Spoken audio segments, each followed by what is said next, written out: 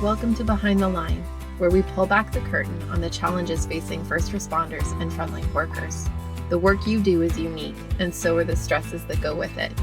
Join me as we tackle key issues to reduce risks for burnout, and as we work to support you in doing the job you love without sacrificing being the kind of person you want to be. Hey there, and welcome back to Behind the Line. I'm your host, Lindsay Foss.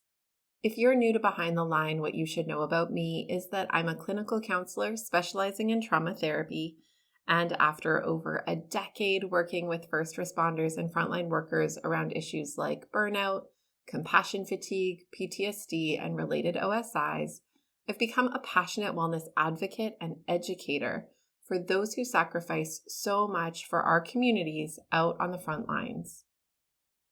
Behind the Line is a place for us to talk about the real life behind the scenes challenges facing you on the front lines. I created this podcast with the hope of bringing easy access to skills for wellness, allowing you to find greater sustainability both on the job and off. I am so glad to have you here with me today as we wrap up our series on small steps for quick wins.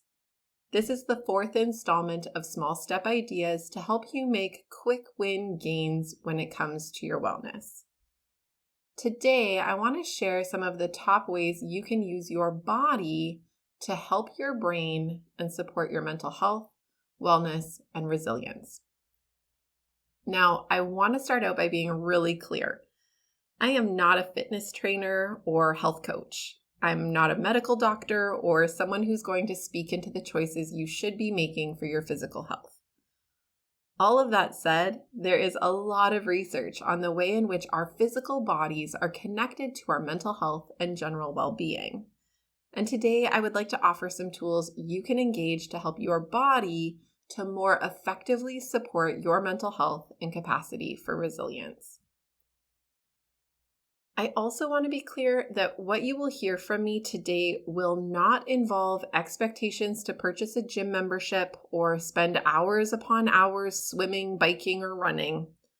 If that's something that you're worried about, let that go. I know we all face a lot of messaging and pressures around exercise, fitness, and body image. What we're talking about today has little, if anything, to do with any of that. We are strictly about how to help your body to help your mind and heart.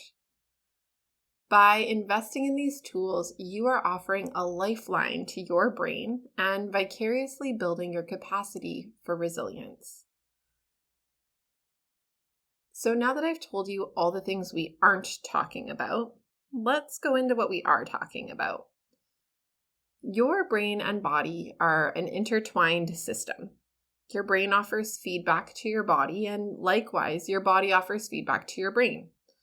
For example, when your oxygen levels get a little low, your brain sends an alert to your body that forces a yawn, helping to restore oxygen levels. With that, the yawn, a physical activity, it sends an alert back to your brain to let you know that you're feeling sluggish and tired and may need a rest. Your brain and body are in constant communication. Consciously, you may recognize a number of ways this happens, but subconsciously, there are zillions of symbiotic communication loops happening all the time. When we know how the brain and body connect with one another, we can use the body as a tool to access supporting and managing the brain when it gets intense, along with being able to strengthen aspects of our physiological system in an effort to promote capacities in our mental, emotional, and psychological systems. The tools I want to offer you today are pieces that you can do that use your body as an access point to supporting your brain and its related thinking, feeling, relating, resilience capacities. As with all things we've discussed in this series, the more you can engage these tools with consistency, the more effective they will be, and the more effectively they will help you to live in your life. Let's start with number 1, heart rate and oxygenation. Okay, here's some backstory. Once upon a time in recent history, research believed that you were born with all of the brain cells you would ever have. That from birth, the complexity of development was by way of how those cells coordinated and wired together, but that no new cell growth was possible, and your potential was limited to what you started out with. In fact, the belief was that from birth, the only real thing that happens is cell death. Then, advanced imaging technology discovered that this previously held belief was actually not true. They discovered regions of the brain that have ongoing capacities for new cell growth, meaning that the human potential for ongoing neurological growth and connectivity is far more than we ever knew. Now, when they did this research, they learned something really important. The regions of the brain that showed the most capacity for new cell growth are uniquely oxygen-rich regions in the brain. What this means is that people with more effective cardiovascular health are more likely to have promoted cell growth in these parts of the brain, offering them advantages in potential for learning and growth that surpasses people with less effective cardiovascular health. Now, I started out saying that I wouldn't make you go get a gym membership, and I hold to that promise. I am not saying you need to become a long-distance marathon runner or triathlete. I'm saying that enhancing your cardiovascular health in any way has a direct benefit for your brain. When you make your heart work, you are training your body to move oxygenated blood through your system. Any activities that get your heart rate up support this goal. You can have a dance party for 3 minutes to your favorite song. Take a quick paced walk on your lunch break, or do like 20 jumping jacks. On the flip side, you could also reduce certain things. If you smoke, that reduces your capacity for cardiovascular health. Cutting back your smoking or quitting altogether could really serve as an advantage. Beyond offering your brain more oxygen and giving it new opportunities to reach new levels of potential, cardio-based activities also offer a great opportunity to express pent-up emotional energy. Stress, fear, anger, and a host of other emotions play out not just emotionally, but also physically. There is an energetic component attached to them. We want to shake or hit or cry or growl. Moving our bodies gives a mechanism to channel that energy somewhere and move it through and out rather than keeping it stuck and trapped inside. There was a famous clinician who once wrote that depression is anger turned inward. When we trap emotional energy in our bodies with no outlet to channel it through, it burns and burdens and transforms into increasingly difficult things to cope with and heal from. Having a mixture of daily movements that support being able to put this energy somewhere can be really valuable in keeping us more emotionally stable. Having a mixture of situational movements we can access when we're in a moment of particular high energy and need to have somewhere to channel it is also really valuable. These might not be as big. They may be things like shaking your hands out, or doing a quick run on the spot, or squeezing your toes real hard inside of your shoes. The goal is to give your body a quick release to help it recalibrate in a given moment. When we are able to engage in activities that give somewhere for the energy to go, we give our bodies a tool to tell our brain that we're safe and able to manage regulating ourselves. And this is how our body gives feedback to our brain, which then helps alleviate some of the stress feedback your brain offers back to your body. Behind the Line is sponsored by Beating the Breaking Point. Beating the Breaking Point is a 7-part online training program designed specifically for first responders and frontline workers. and tailored to fill the gaps in your training to support resilience and sustainability.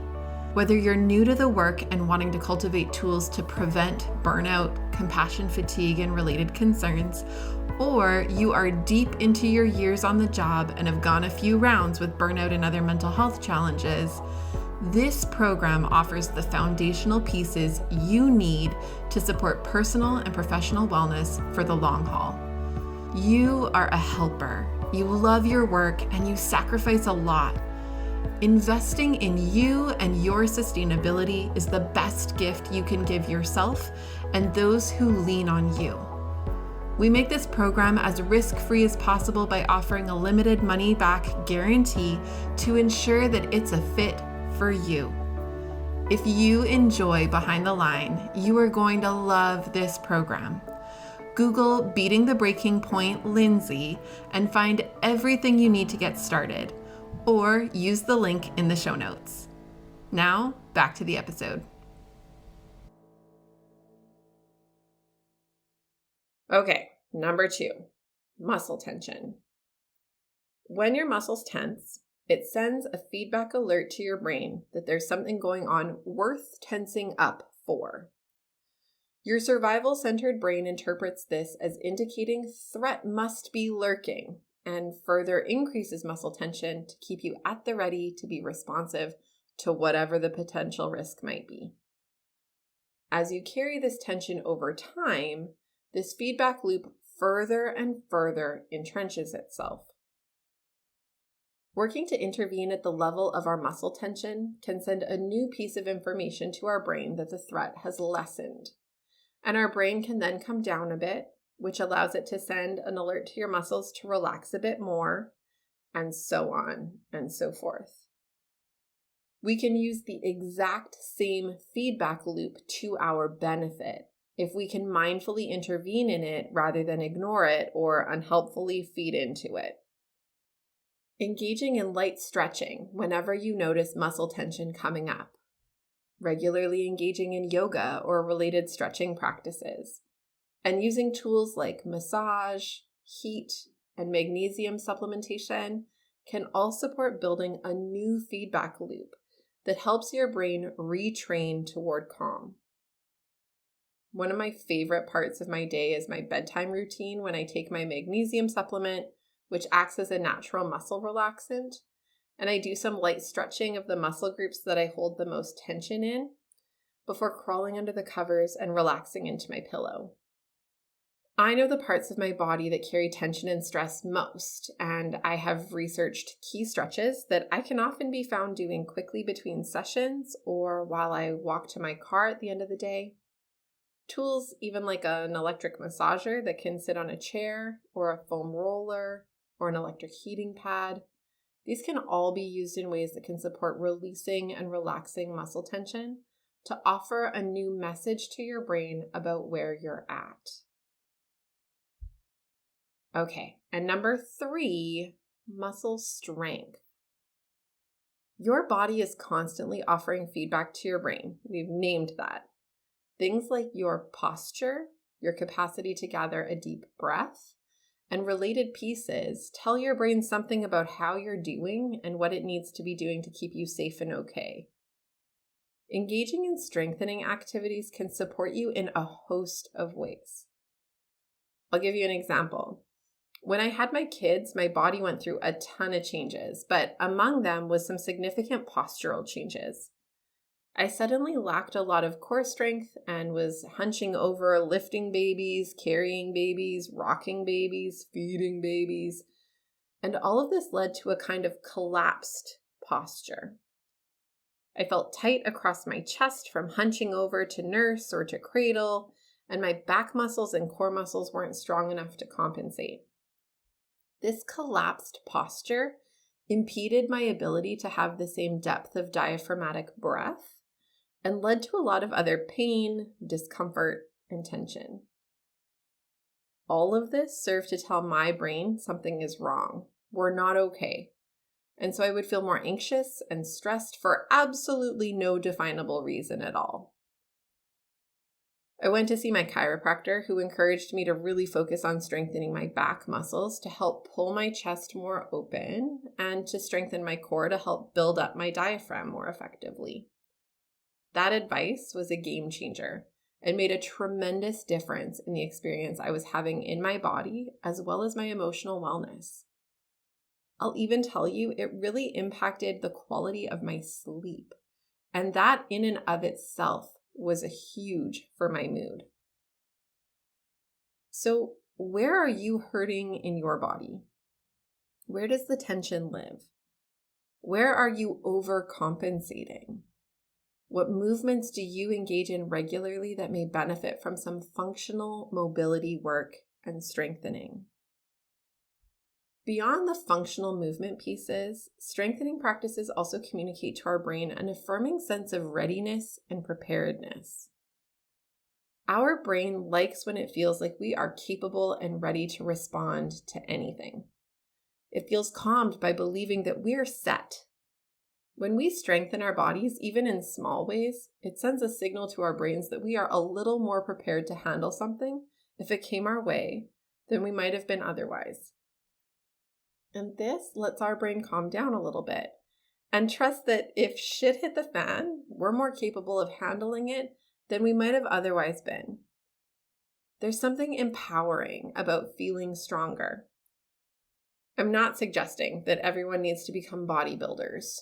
I'm certainly not holding myself to that standard, but focusing in on practices that allow us to feel stronger benefit us in body, mind, and spirit. I hope these suggestions offer something for you. I know we are bombarded by messaging around our bodies, and I don't for a second want you to take from this that your body isn't good enough. What I want you to take from this is that how you make use of your body can have a direct impact and influence on how you're feeling. I want this to hit you in a way that inspires you to use your body to create a greater sense of empowerment and control over your greater health and wellness. Physically, mentally, emotionally, all of it. Every time you do any of the things I mentioned today, you are helping your brain, and vicariously, your brain can give better to you in your life. For those of you who are part of the Beating the Breaking Point support experience, you'll find a new infographic tool posted to the training vault that outlines what we've talked about today and can be a prompt to remind you what you can do to use your body to help shift your brain. If you haven't yet registered for Beating the Breaking Point, go check the link in the show notes. And if you have any questions about joining, email me at support@thrive-life.ca. As we wrap up today, let me remind you that if you value this podcast and want to help us in our mission to support frontline wellness, there are 3 ways you can do exactly that. Number 1, rate and review Behind the Line on Apple Podcast or wherever you're listening. Number 2, follow me on social media at Lindsay A. Foss and engage with me and this amazing little community that we're building there.